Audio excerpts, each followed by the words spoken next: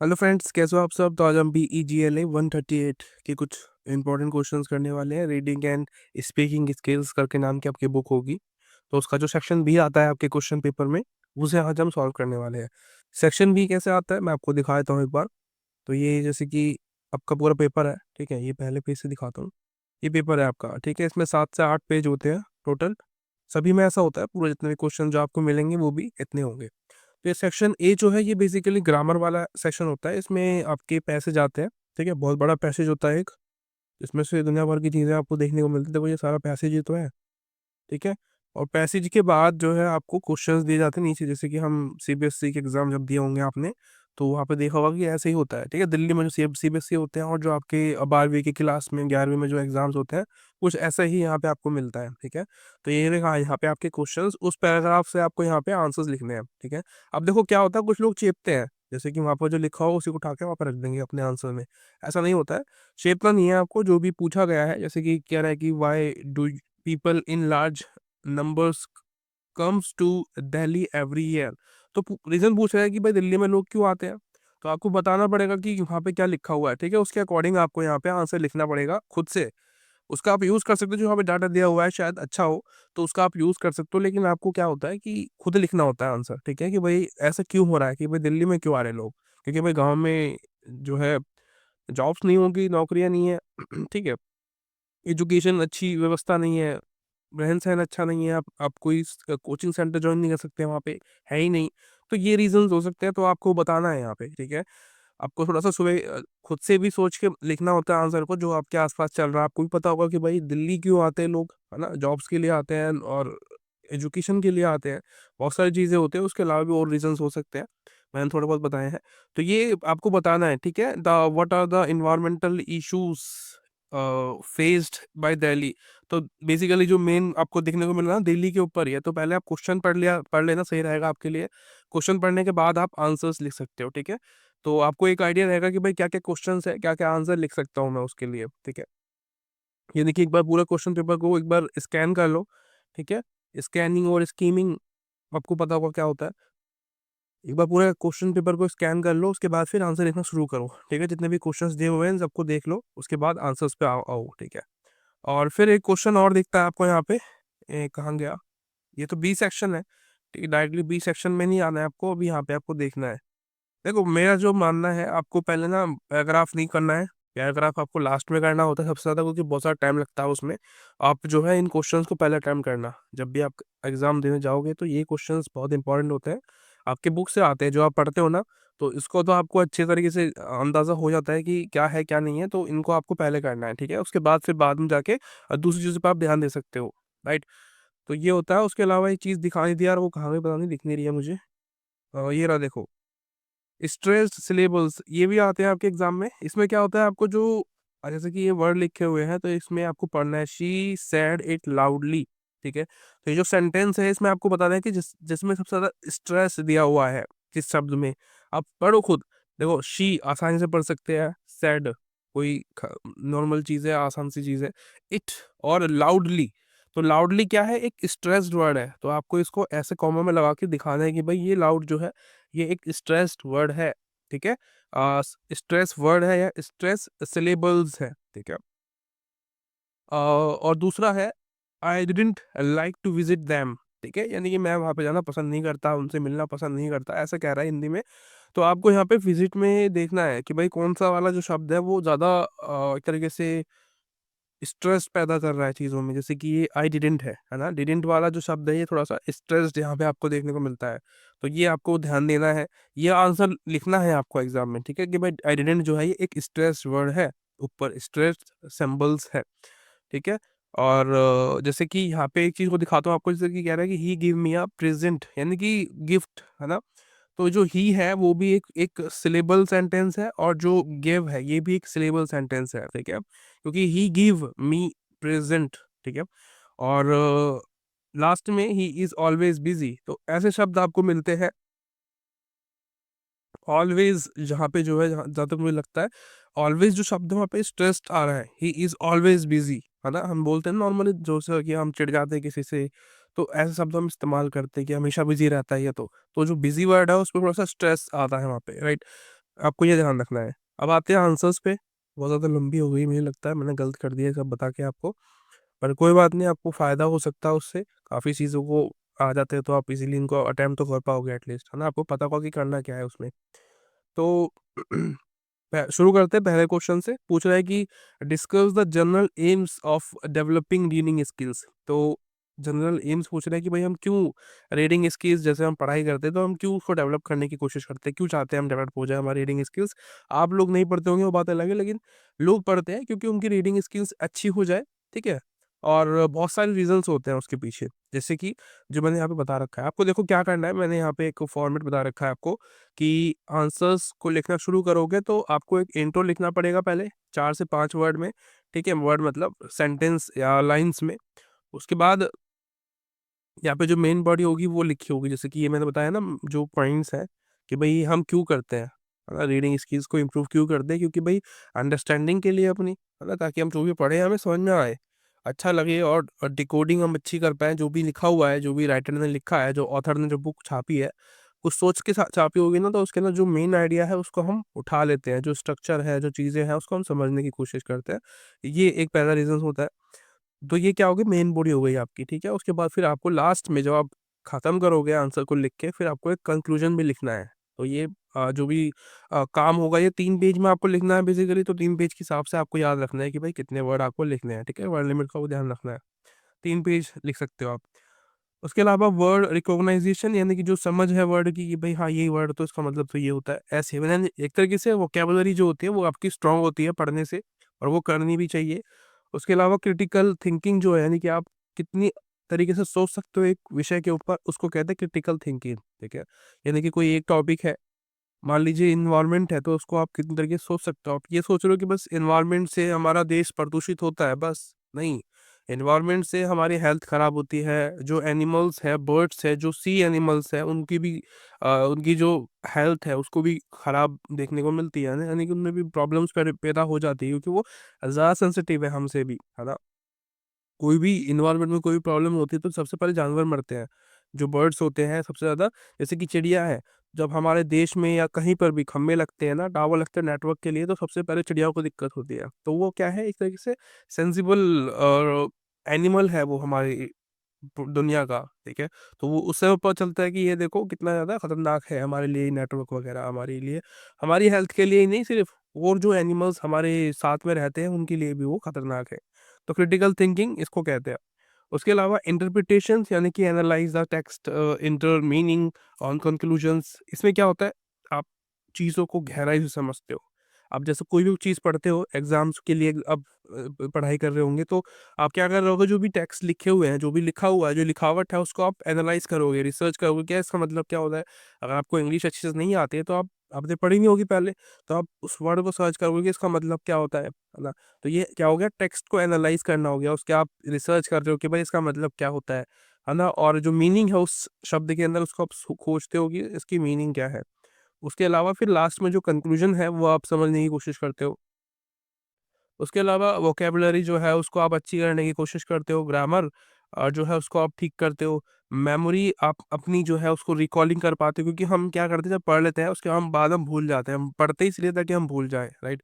तो मेमोरी को रिकॉलिंग करना बहुत ज़रूरी है। लाइफ लॉन्ग लर्निंग आप कर पाते हो, उसके लिए आप डेवलप करते हो स्किल्स जब हो पाता है वो। और इम्प्रूव परफॉर्मेंस, अपनी जो रीडिंग स्किल्स है उससे आपकी परफॉर्मेंस इंक्रीज़ होती है, क्योंकि आपके पास नॉलेज है ना? और तो वो बहुत अच्छी चीज़ है आपके लिए, आपको वो जॉब में हर एक जगह पे काम आएगी। फ़ोकस एंड कंसंट्रेशंस, इसमें यानी कि आप ध्यान लगा पाते हो, जब भी आप पढ़ रहे हो तो आप पढ़ाई ही कर रहे हो, उसके अलावा और कुछ और नहीं कर रहे, ठीक है? इंक्रीज़ नॉलेज करता है आपकी, तो सबको पता है। और इमेजिनेशन एंड क्रिएटिविटी को बढ़ाता है। ये जो आपकी रीडिंग स्किल्स है, ये आपकी बहुत सारी चीज़ों में काम आती है ना? तो ये आप लिख सकते हो अपने एग्ज़ाम्स में। मैंने आपको क्या बताया? मैंने इतना ही लिखा है। ये देखो, ये आपको बहुत कम लग रहा होगा शायद कि यार ये क्या हो गया? इसको आपको एक्सप्लेन करना है, ये पॉइंट्स हैं दुनिया भर के जो मैंने लिखे हैं ना यहाँ पे, ये आपको पूरा मतलब अगर आप अच्छे से लिख पाते हो ना तो आपको 4-5 पेज आप इज़िली लिख दोगे इन्हीं से ही, इन्हीं पॉइंट से, मतलब ज़्यादा ही हो जाएगा। मैं तो फिर बहुत कम बता रहा हूँ, क्योंकि ये पॉइंट्स में अगर आप 4-4 लाइन भी लिखते हो ना तो भी बहुत बड़ा एक आपको मिल जाएगा पढ़ने के लिए, ठीक है? काफ़ी सारी चीज़ें हैं, यहाँ पे आप एग्जांपल्स भी लिख सकते हो साथ में इनके। उसके अलावा सेकंड क्वेश्चन है, what are the steps to be followed and things to be keeped in mind while summarising a paragraph और अ चैप्टर। यानी कि जो भी आप कुछ भी पढ़ते हो, तो जब आप उसको समराइज़ करते हो कि आपने क्या पढ़ा, पढ़ने के बाद, रीडिंग करने के बाद जब आप एक रीडिंग मारते हो, उसके बाद जब आप समराइज़ करते हो कि यार अच्छा इसमें ये था, तो उसको कह रहा है कि क्या-क्या स्टेप्स हमें अपने ध्यान में रखने चाहिए ऐसा करते समय।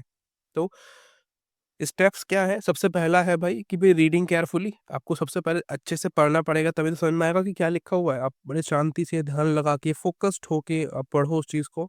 उसके बाद राइट अ ड्राफ्ट, आप एक समरी तैयार कर सकते हो अपने शब्दों में कि क्या-क्या लिखा हुआ था, ठीक है? पढ़ने के बाद आप एक नोट लिखो, यानी कि एक पेपर ले लो खाली-सा, उसमें लिख दो कि भई ये इसमें पढ़ा बुक के अंदर, ठीक है?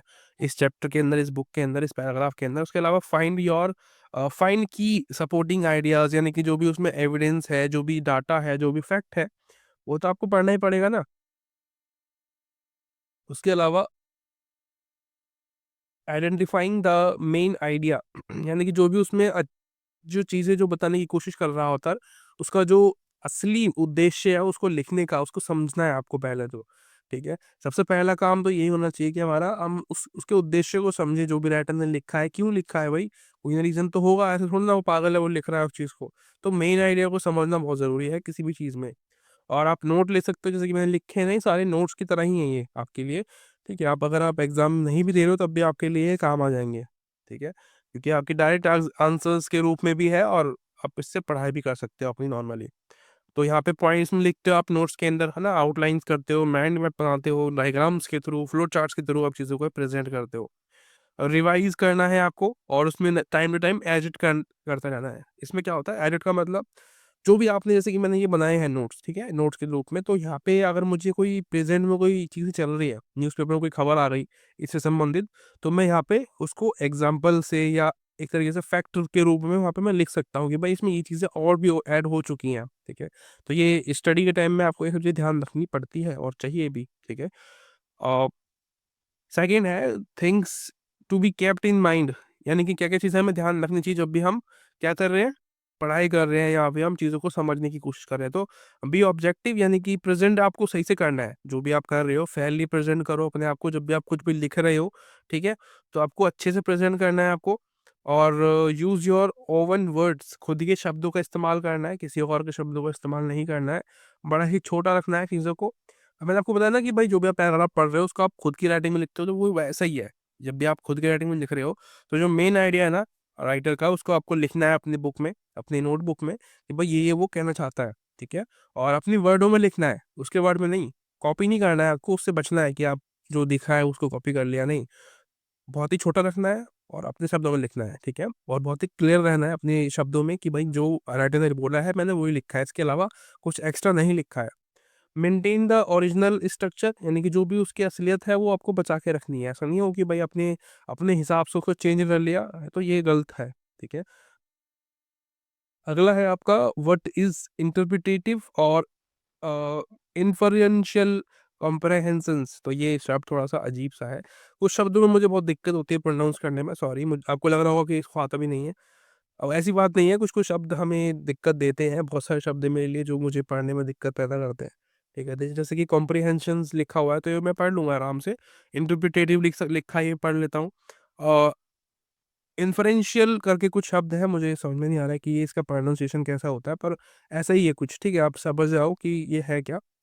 तो ये स्पेलिंग आपको दिख रही होगी, INFERENTIAL, ठीक है? इसको आप जो है लिख के देख लेना कि आपके हिसाब से क्या हो रहा है।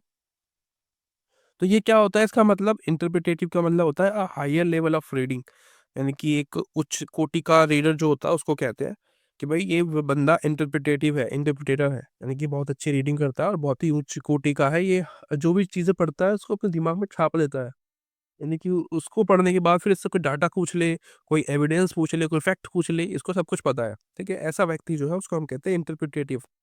और that involves going beyond the literal meaning of the text. तो यहाँ पे क्या होता है, ये बंदा इतना ऑर्डिनरी होता है, इतना एक्स्ट्रा ऑर्डिनरी होता है कि जो लिखा हुआ है ना, उसकी भावनाओं को समझ लेता है। ऐसे हर कोई नहीं कर पाता। ये आपको लग रहा होगा बहुत आसान सा है, लेकिन जो ऑथर लिखता है ना, उसको समझना जैसे कि जो लिखा हुआ तो आप समझ जाओगे कि भाई हाँ इसका मतलब ये है, लेकिन जो क्यों लिख रहा है ऐसा, वो समझना बहुत मुश्किल है। वो तभी आप समझ पाओगे जब आपने बहुत सारी चीज़ों को पढ़ रखा होगा। तो ये ऐसा व्यक्ति होता है इंटरप्रेटेटिव, जो कि जो चीज़ें लिखी हुई है उसके अलावा उसके ऊपर जाके भी जो है उसकी फीलिंग्स को, जो भी राइटर लिख रहा है ऐसा क्यों लिख रहा होगा, उसके दिमाग में क्या चल रहा होगा, वो सब उसको समझ में आ जाता है। ठीक है, उसके बाद कह रहा है कि it requires readings to read between the lines. Read between the lines क्या होता है, मतलब कि आप जो भी पढ़ रहे हो ना, आप जो लिखा हुआ है, जो पैराग्राफ लिखा हुआ है उसके बीच में से भी आप चीज़ों को समझ जाते हो कि यार इसका मतलब ये है ना। और मेक इन्फ्रेंसेस, यानी कि जो एविडेंस है, रिसर्च है, उसको आप समझो।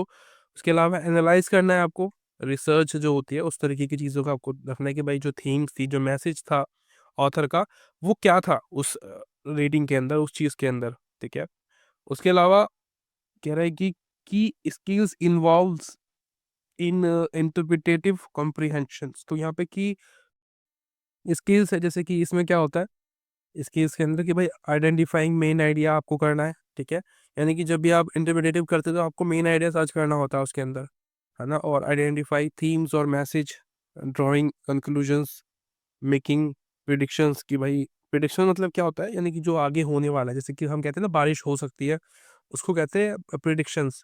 तो आप जब भी आप पढ़ते हो तो आप ये दिमाग लगाओ कि आगे क्या बोलने वाला है ऑथर। तो आपके लिए ना ये बहुत अच्छी चीज़ होती है। अ, पढ़ते समय हमें ये चीज़ें ध्यान रखनी चाहिए कि आप जो भी आप पढ़ रहे हो, आप थोड़ा सोचो कि आगे क्या हो सकता है, आगे की क्या कहानी हो सकती है। हम नॉवेल्स वगैरह पढ़ते हैं तो वहाँ पे चीज़ों को ये अप्लाई कर सकते हैं। रिकॉग्नाइजिंग ऑथर्स पर्पस, यानी कि जो भी रीजंस था लिखने का। और इन्फरिंग कैरेक्टर ट्रेट एंड मोटिवेशन, यानी कि जो भी इसमें जो एक तरीके से कैरेक्टर्स थे, जो किरदार थे, उनके बारे में भी आपको पता होना चाहिए कि भाई कौन सा किरदार क्या था, उसका क्या नाम है, और वो उस कहानी में वो क्यों है। ठीक है, ये सब चीज़ें। फोर्थ क्वेश्चन है discuss the different levels of comprehension. हर तरीके के जो कम्प्रीहेंशन होते हैं उनके लेवल्स पूछ रहा है। तो अभी जो हमने पीछे बताया था ना आपको, ये वाला इंटरप्रिटेशंस, तो ये एक छोटा सा पार्ट है इसका। ठीक है, कॉम्प्रिहेंशंस का जो है एक छोटा सा लेवल है, वो एक लेवल के बीच में आता है। यानी कि सबसे लास्ट में एक और आता है उससे पहले, वो सेकंड लास्ट है। ठीक है, मैं आपको बताता हूँ अभी। तो मैंने क्या लिखा है यहाँ पे, एक छोटा सा इंट्रोडक्शन लिख दिया है, ये आप देख लेना। तो यहाँ पे शुरू करता हूँ मैं। कह रहा है कि लिटरल कॉम्प्रिहेंशन, सबसे पहला जो है हमारा पहला स्टेप होता है लिटरल कॉम्प्रिहेंशन। इसमें क्या होता है, बेसिक रीडिंग्स होती है, जैसे कि अभी आप पढ़ रहे होंगे तो बेसिक रीडिंग है। आप जो भी आप हम लोग पढ़ते हैं तो बेसिक रीडिंग होती है, हम बस ऊपर ऊपर से पढ़ लेते हैं, जो गहराई है उसको हम समझते नहीं है। इसको कहते हैं लिटरल कॉम्प्रिहेंशंस।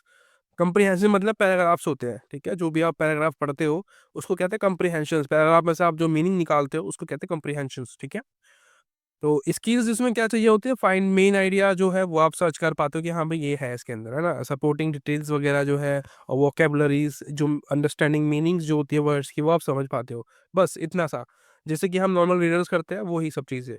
अब सेकेंड लेवल पे जो है थोड़े ऊपर कैटेगरी के आते हैं ये लोग। इसमें क्या है, इन इन्फरेंशियल कॉम्प्रिहेंशंस। ये क्या होता है, रीडिंग बिटवीन द लाइंस। मैंने आपको बताया ना ऊपर कि भाई वो लाइन के बीच में से ही पढ़ लेते हैं कि वो मीनिंग क्या निकल रही है इसकी, है ना, पूरा नहीं पढ़ेंगे।